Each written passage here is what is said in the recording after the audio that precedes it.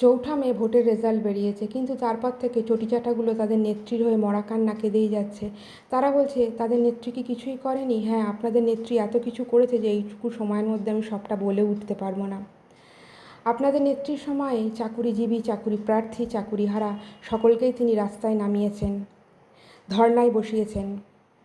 আপনাদের নেত্রীর সময়েই শিক্ষকের অভাবে স্কুল বন্ধ হয়ে গেছে। শিক্ষা হলো জাতির মেরুদণ্ড, সেই মেরুদণ্ডকে তিনি একেবারে ভেঙে দিয়েছেন। আপনাদের নেত্রীর সময়ে দাঙ্গার কারণে মানুষ নিজের রাজ্য থেকে এক শহর থেকে আরেক শহরে প্রাণ ভয়ে পালিয়েছে। আপনাদের নেত্রী তাদেরকে দৌড় করিয়ে মেরেছেন। মানুষ তাকে ক্ষমতার শীর্ষে বসিয়েছিল যে তিনি অভিভাবকের মতো আগলে রাখবেন বলে, কিন্তু তিনি তার রাজধর্ম পালন করেননি। আপনাদের নেত্রী চাইলে কৃষি আর শিল্পের মেলবন্ধন করে রাজ্যটাকে উন্নতির শিখরে নিয়ে যেতে পারত,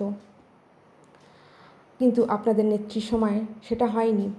আপনাদের নেত্রী কর্মসংস্থানের সুযোগ করে দিয়ে অনেক শিক্ষিত বেকার তরুণ তরুণী স্বপ্ন পূরণ করতে পারত, কিন্তু সেই রাস্তাও তিনি অবরুদ্ধ করে দিয়েছেন। উল্টে তাদের পাওয়া চাকরিটা তাদের কাছ থেকে কেড়ে নেওয়া হয়েছে।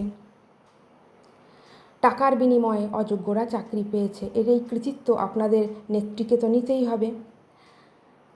শিক্ষা তো 12টা বেজেই গেছে, স্বাস্থ্যের হালও বেহাল, তাহলে আর বাঁচলটা কি? মানুষের বেঁচে থাকতে যা যা জিনিসের দরকার পড়ে সব কিছুই তো আপনাদের নেত্রীর আমলে 12টা বেজে গেছে। আপনাদের নেত্রী সত্যিই অনেক কিছু করেছেন। আপনাদের নেত্রী একটি বিশেষ কমিউনিটিকে মাথায় করে রাখতেন।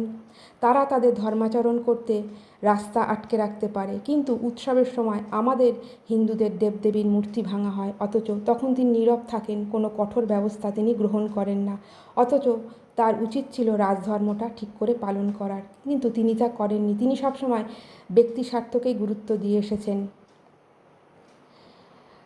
তিনি ভোটের প্রচারে বলেছিলেন যে একটা কমিউনিটি আছে যারা একজোট হলে নাকি আমাদের হিন্দুদের 12টা থেকে 13টা বেজে যাবে। তখনই মানুষ ঠিক করে নিয়েছিল যে এবার একে বিদায় করতে হবে, আর গণতান্ত্রিক উপায়ে ভোটদানের মাধ্যমে মানুষ সেই কাজটা করেছে। মানুষের ধৈর্যের বাঁধ ভেঙে গেছে।